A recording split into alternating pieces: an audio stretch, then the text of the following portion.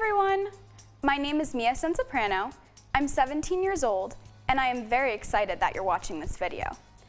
I've been a Girl Scout for over 13 years now, and I've been working towards my Gold Award basically since I was a brownie. Although I only started working on this project in January of 2020, I feel like I've been preparing for it for all my Girl Scout years. I've been a Girl Scout from kindergarten through senior year, and during my membership, I've learned a lot about community, friendship, working together, service, and more. My Gold Award has utilized all of these skills and many more, and it's been a long journey to get here. Not only am I so proud for everyone to see this video, but I'm also excited and nervous and also anxiously hoping that this video does reach out to someone and help someone, and that I help someone. Now, if you are one of those people that have just tuned into this show and are extremely confused as to what a Gold Award is, then let me enlighten you. I consider it pretty common knowledge because I've been a Girl Scout my whole life, so I've heard about it, but I'm sure there's many people that do not know what a Gold Award is.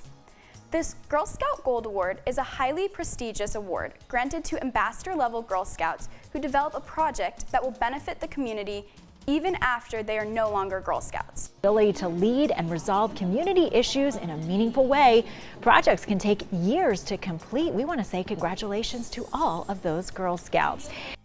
It involves over 80 hours of work, a team of helpers, resources, and the required Bronze Award and Silver Award. To begin your Gold Award journey, girls have to take an informational class, complete all the journeys necessary, and fill out some of the Go Gold website. And then once that is completed, you have to get your project approved. After you submit your plan to the Girl Scout Council, they will review it and then decide to accept it or give you some feedback to work on. If they accept your project, they will assign you a mentor. Mine is Abigail Richardson, and she was an immense help to me. Your mentor helps guide you through the whole entire process, which usually takes around a year to complete, but girls have to be done by the year they graduate. When I was a little brownie, I used to go to bridging ceremonies, where you would bridge to 1 year of Girl Scouts to another, and I would be so amazed to see the older girls with all of their amazing projects. It's so strange to me that now I'm one of those people. That's a little intro as to what Gold Awards are. Now enjoy the video.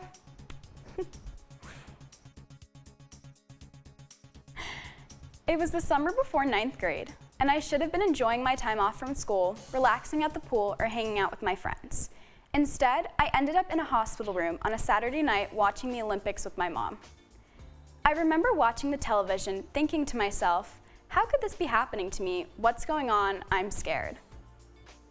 I had just gone to a movie earlier that day, and when I got home, I noticed that there was some sort of crinkly static over my vision. It wasn't too distracting at first, but it was there, and it wasn't going away.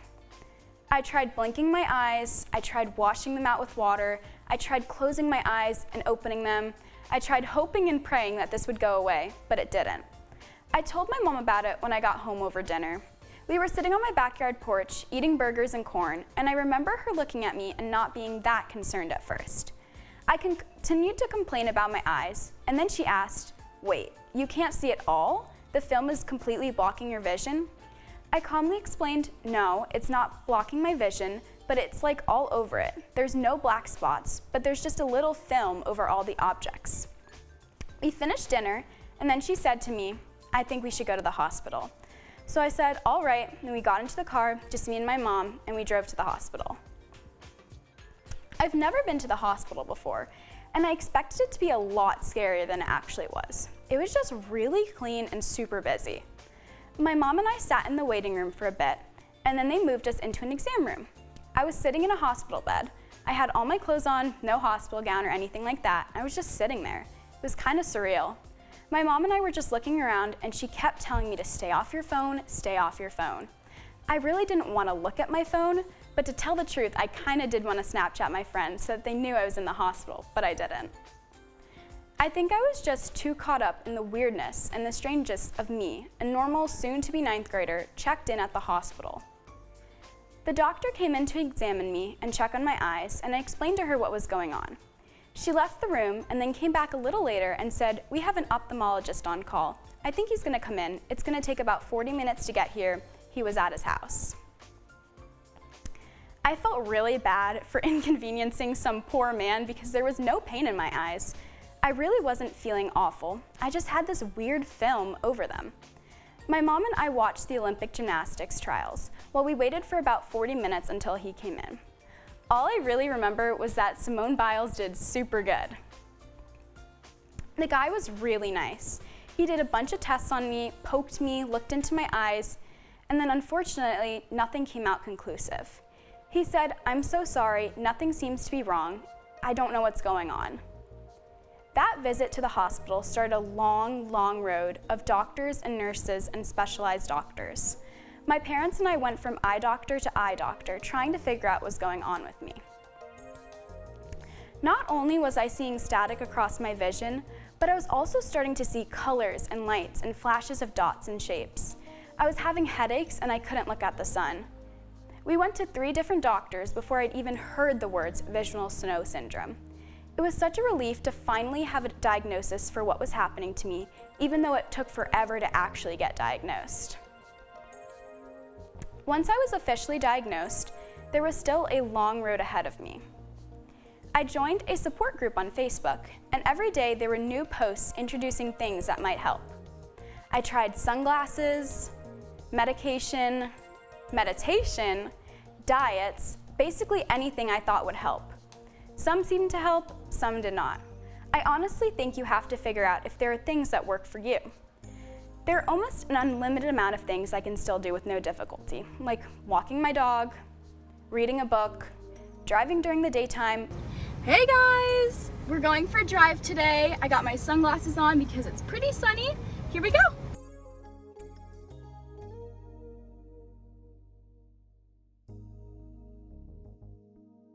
Or hanging out with my friends. That's a video. Hi!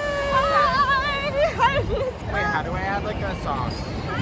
But there are still some challenging things, like movie theaters, driving at night, flashing lights, and dim lighting or total darkness. I try to avoid those. It was a long year that first year, but I'm happy to say now that almost 3 years later, I'm doing well. Most days, I don't even blink at the sight coming from my eyes, and I've adapted pretty well if I do say so myself. My entire Gold Award is basically a PSA. I have this video, which you're watching right now. I've also created a positive Instagram, so every day I try to get on there and post something nice and encouraging like, "You got this, you're doing great," with a nice little caption like, "I support you, I love you." The main part of my Gold Award is I've created a website. I'm going to insert the link into this video. It's called the Snowflakes in the Storm Project website, and if you just search it up, it'll pop right up. I have a blog where I talk about my experiences and other things like that. I have a list of resources, so like eye doctors, I have a meditation video, I have my favorite cookie recipe because that's super important. I also have like tips and tricks, so like stuff that helps me that hopefully can help other people. And there's also, this is kind of important, I have a link to contact me. So if you've found this video or you've discovered my Instagram or you looked at my website, you can email me and like share that you saw it and we can talk. Hi guys! I'd like to interrupt my video for a brief interview with my parents. This is my dad, this is my mom, and this is my dog Molly. Hello. They have been a huge support to me throughout this entire process, and I'm so appreciative of them. Not only do I want to thank them for their ongoing support throughout my diagnosis and everyday life, but I wanted to ask them a few questions. Are you guys ready? Mm-hmm. All right. First question is, what do you remember about the time when I started showing symptoms of visual snow? I think what I remember most about that time was just how confused we were, how concerned we were for what was happening, and just frustrated that no one in the beginning really had any idea what was going on. Yeah, we were nervous and scared and clueless, and it was hard to see you struggling. Okay. Second question. Do you think any of the doctors that we visited had any clue what they were doing or what they were like? Oh, sure. I think everyone was trying really hard to, come up with a diagnosis. Many in the beginning, especially I think the emergency room doctor, they, you know, the one that they called in after that, I don't think that they were aware of visual snow, but they certainly, you know, ruled out a lot of things, which was quite helpful. One physician that comes to mind and stands out would be Dr. Lystad. She was from the Cleveland Clinic, and she made us feel better because she did say she's seen people with this and that it would not be something that was progressive or would affect your eyesight. Yeah. And Dr. Rothner too, from the Cleveland Clinic as well. He was amazing. He hadn't understood what visual snow was at first, but he did a ton of research, and a couple of things that were great that he did. One was he confirmed all the things that it wasn't when he went through your neurological evaluation. And second, in his research, he found that there's a suggested link between silent migraines and visual snow, and he prescribed a supplement to you, which you've been taking for a few years, and you know, I know you've claimed that it's actually helped you. So super helpful, the work that you did. Yes, definitely. Yep. All right, and then last question, anything else you guys want to add? Any resources that you've come across? One resource that I have found particularly useful is a Facebook group, Visual Snow Initiative, and I believe it was founded by Sierra Dom, and she works with a Dr. Goldsby out in California. They're currently doing research on a cure or treatment for visual snow, and this Facebook group shares people's experiences, but also has links to videos, and the videos contain tons of information. Yeah.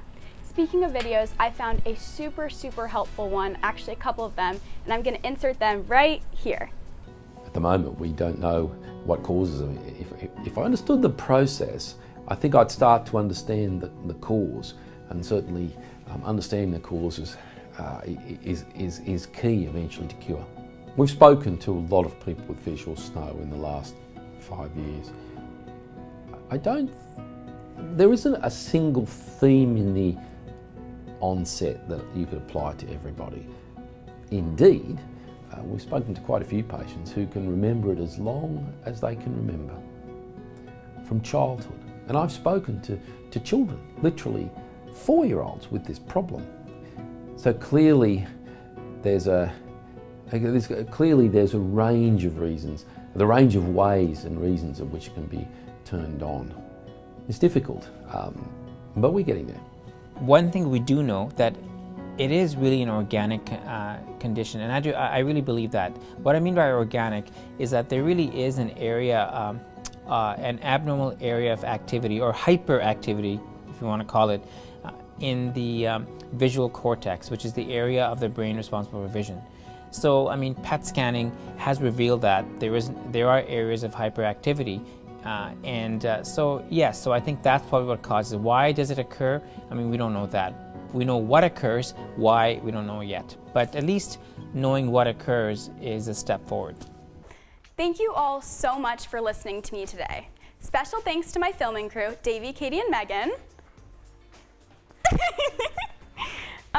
This is Katie, this is Megan, and this is Davey, and they helped me with this entire thing. Thank you guys so much. You're welcome. Thank you HCTV for letting me film in their studio, my project mentor, Miss Amier, and to my parents for their ongoing support each and every day. I truly appreciate each and every one of you. One last message to you guys is to stay happy, be positive, and feel free to go to my website for my Instagram and resources to turn to for help. Thank you so much.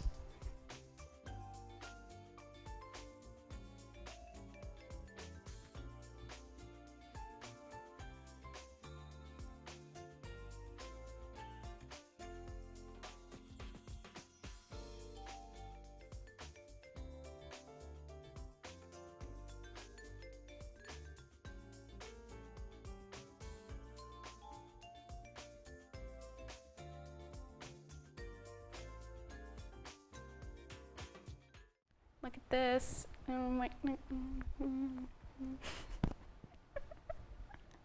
Oh my God, this chair tips backwards like a lot. Like it's a rocking chair. Driving during the daytown. I just got the mic pack stuck on the seat, but we're good. Oops. Are you yawning, Davy? I feel like I should drink this at some point in this video, but I don't know when. Like, I'm just kind of like, no. It's just here. Look at the camera, else it's just the back of your head the whole time. Oop.